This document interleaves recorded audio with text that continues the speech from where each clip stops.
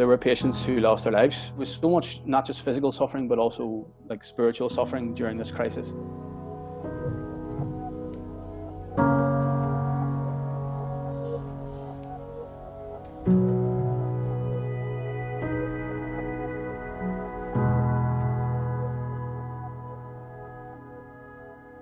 At that time, all of the Mater Hospital was the COVID hospital, but I was actually on a ward looking after actually the elderly. And, you know, you do encounter people who sadly come to the end of their lives from COVID. Doctors are used to dealing with that.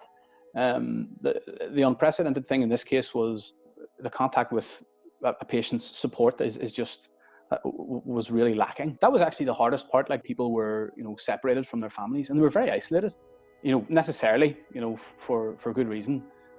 But it was extremely tough for them, and it was actually extremely tough to be there, and you had to fill a kind of a void for the patients. There were patients who lost their lives, certainly.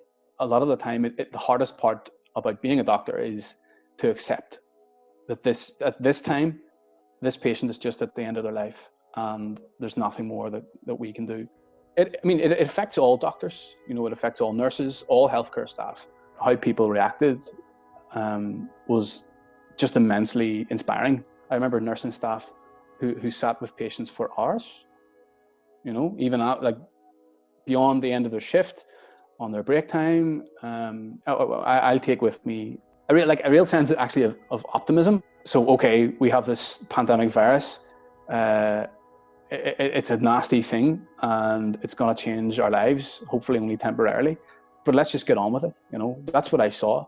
I also had a renewed sense of the real fraternity here in the order, because the whole time I was away, my brothers took on extra prayer for me, to pray for my safety. Thank God, you know, those prayers were answered.